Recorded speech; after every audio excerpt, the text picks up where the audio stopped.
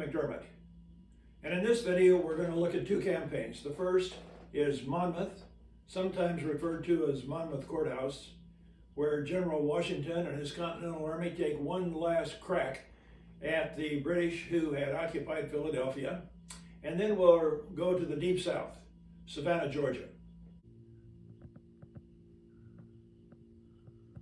When British General Burgoyne was forced to surrender his army at Saratoga on 17 October 1777, the French were encouraged to establish diplomatic relationships with the United States, and that brought a dramatic effect.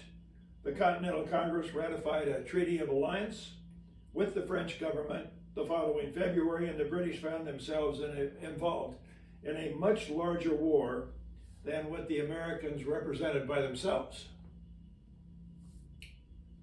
3 months later, in May of 1778, General Henry Clinton, who had replaced General William Howe as the British Commander-in-Chief in North America, was instructed to evacuate Philadelphia and concentrate his forces in New York.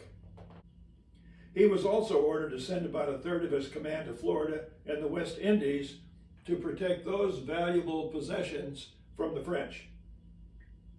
At that time, British imports from the Caribbean were twice the value of all imports from the American colonies. And learning that a French fleet was in the Atlantic, General Clinton loaded all the available shipping with dependents and clamoring loyalists in Philadelphia, and prepared to move his army overland to New York.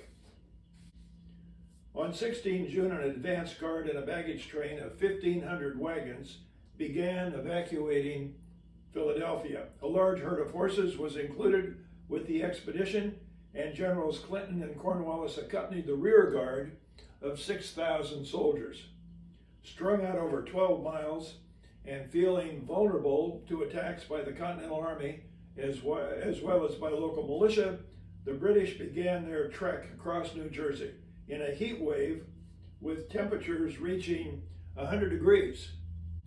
Although the winter had been brutal at Valley Forge, by spring, the 12,000 Continental soldiers had been reinforced, and they had been equipped with new weapons and uniforms, and the British movement presented an opportunity General Washington could not ignore. While his subordinate commanders recommended caution, General Lafayette argued that, quote, "It would be disgraceful for the leaders and humiliating for the troops to allow the enemy to cross the Jerseys with impunity." General Washington also wanted to erase the defeats of the previous year. And on 28 June, an advance force of 4,500 American soldiers, commanded by General Charles Lee, closed with and attacked the British rear guard at Monmouth Courthouse. General Lee's mission was to delay the enemy until General Washington could come up with a main body of troops. The attack was poorly planned and confused, and a British counterattack drove General Lee and his troops back. When General Washington arrived, General Lee expected praise for conducting a successful withdrawal in the face of an overwhelming force, but was surprised and shocked by his commander's anger. The commander-in-chief made it clear he was disappointed by saying, "I desire to know, sir, what is the reason? Whence arises this disorder and confusion?" The British pressed the attack in stifling heat and encountered the main force of the American troops on a ridge behind marshy ground. General Washington had allowed the retreating advance guard to move to the rear of his troops, while he placed arriving regiments in an advantageous defensive position. The Continentals were encouraged when their defense was stiffened by effective artillery fire, which forced the British to break off their attack. They arrived at Sandy Hook on the Jersey shore several days later to meet transports that took them on to New York. For the next 3 years, the British in New York became General Washington's all-consuming obsession. And in fact, this fight at Monmouth was the last action that General Washington was personally involved in until 3 years later, when he and the French were able to force General Cornwallis' surrender at Yorktown. The Battle of Monmouth lasted more than 12 hours, over rough ground, under a broiling sun, and casualties from heat stroke exceeded battle wounds for both armies. The battle was indecisive, although the British described it as a successful rearguard action, and the Continentals had been able to fight the British to a draw, and General Clinton recognized the improved ability of the American enemy. The action also led to the downfall of General Lee.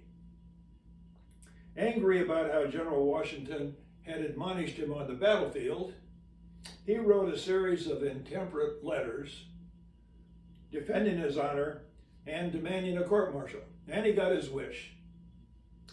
He was charged with disobeying orders by not attacking when ordered to do so, making an unnecessary retreat, and showing disrespect toward the command. General Lee was convicted of the charges and received a 1-year suspense from the Army.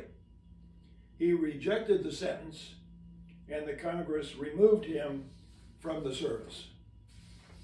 The angry exchange, which occurred when General Washington arrived on the battlefield and rode forward to confront General Lee about his retreating soldiers, was widely reported. An officer present asserted General Lee's answer was, "Sir, these troops are not able to meet the British." And an emotional General Washington replied, "Sir, they are able, and by God they shall do it." General Charles Scott, also present, later wrote that General Washington's words were considerably more colorful. When asked if General Washington ever swore, he said, "Well, yes, once. It was at Monmouth, and on a day that would have made any man swear. Yes, sir, he swore on that day till the leaves shook on the trees. Charming, delightful. Never have I enjoyed such swearing before or since. Sir, on that ever memorable day, he swore like an angel from heaven." Turns out that General Washington did have a temper. Private Joseph Martin, who we last heard from at Germantown, recounted how his part in the fight ended late in the day. He later wrote, "After the British artillery had fallen back, we marched into the open fields and formed our line. The British immediately formed and began to retreat to the main body of their army. As I passed through an orchard, I saw a number of the enemy lying under the trees, killed by our field pieces. I singled out a man and took direct aim between his shoulders. He was a good target, being a broad-shouldered fellow, but what became of him I know not. The fire and the smoke hid him from my sight. When our commander saw them retreating and nearly joined with their main body, he shouted, 'Come on, boys, reload your pieces, and we will give them a send-off.' We did so, and gave them the parting salute, and the firing on both sides ceased." And now, to journey south to Savannah, Georgia. The British strategy for subduing the revolution included campaigning in the southern colonies, where they believed that sympathies toward the crown ran deep.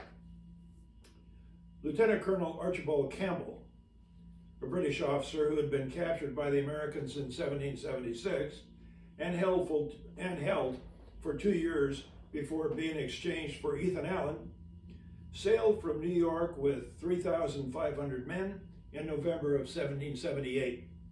On 29 December, Colonel Campbell's troops landed 2 miles below Savannah after a detachment had gone ashore to chase a company of rebels off a nearby hill.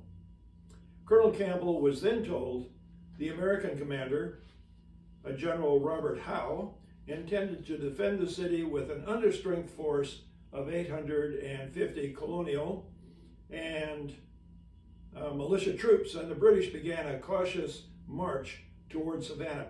Some of these names are confusing. This Robert Howe, of course, was an American, unrelated to the British General Howe that we met earlier. Although the Americans realized they were badly outnumbered, General Howe decided that he would defend the city until reinforcements arrived.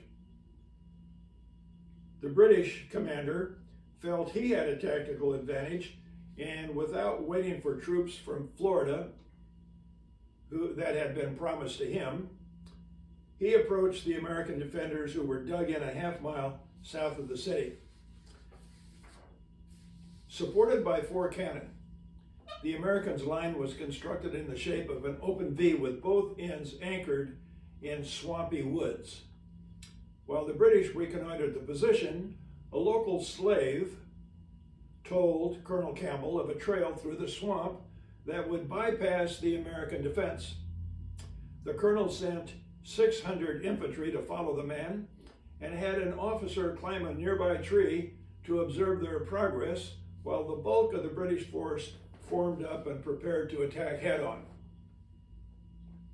When the flanking troops appeared behind the American defense, the officer in the tree waved his hat, and both British forces charged simultaneously. The Americans were shocked, and the troops began to retreat, which became a thorough disaster as American soldiers began throwing down their weapons and surrendering. A rear guard was organized to hold off pursuit, and the American commander led the survivors in a hasty withdrawal. Colonel Campbell later reported, "It was scarcely possible to catch them. Their retreat was so rapid, beyond conception." So the Americans showed the Brits their heels and scampered off into the countryside. When General Howe called a halt later in the day, he had 342 men present for duty, less than half of his original force. British losses were 11 men killed and 22 wounded, while at least 83 American soldiers died on the field and 453 were captured. Other Americans disappeared into the swamps or the countryside and could not be accounted for. The British didn't relinquish control of the city, which they used as a base for coordinating raids throughout South Carolina and Florida until they left on their own schedule in July of 1782. Before the British departed, a second Battle of Savannah took place when a joint Franco-American force attempted to seize the city. On 12 September 1779, the French put 4,000 troops ashore 14 miles below Savannah, and they marched to join 2,000 Continentals who were already in place. Anticipating the arrival of the French fleet, the British defenders had blocked the Savannah River, and the French ships were unable to get close enough to support the ground attack. With cannon unloaded from the French ships, the Allies endeavored to force the British surrender by shelling the city. A 6-day bombardment failed to gain the desired effect, and the two commanders agreed to assault the British defenses. On 9 October, a joint action focused on a key portion of the fortification, which was fiercely contested. The French commander was wounded twice leading the attack, and Casimir Pulaski, a Polish officer fighting with the Americans, was killed. And in fact, Fort Pulaski, located nearby Savannah, commemorates that Polish volunteer. Another man, Kurt von Stednick, was a Swedish officer who had also joined the Americans and who managed to reach the British defenses before being stopped. As he later wrote, "I had the pleasure of planting the American flag on the last trench, but the enemy renewed its attack and our people were annihilated by crossfire. Wounded and left with 20 other survivors, the moment of retreat with the cries of our dying comrades pierced my heart, and was the bitterest moment of my life.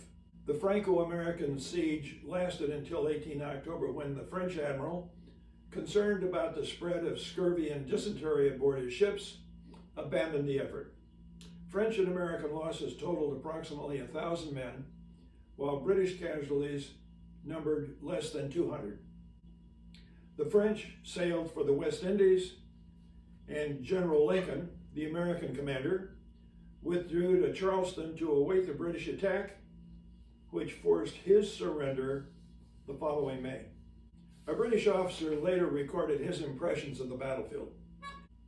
In an hour, the defenders' ditch was filled with Allied, French, and American dead, and many hung dead and wounded on the abatis. Outside the lines, the plains were strewn with mangled bodies, and thus ended the frustrated campaign to seize Savannah. Now, don't hesitate to comment concerning these campaigns. The next video will introduce 2 more campaigns in the South, and until then, God bless America.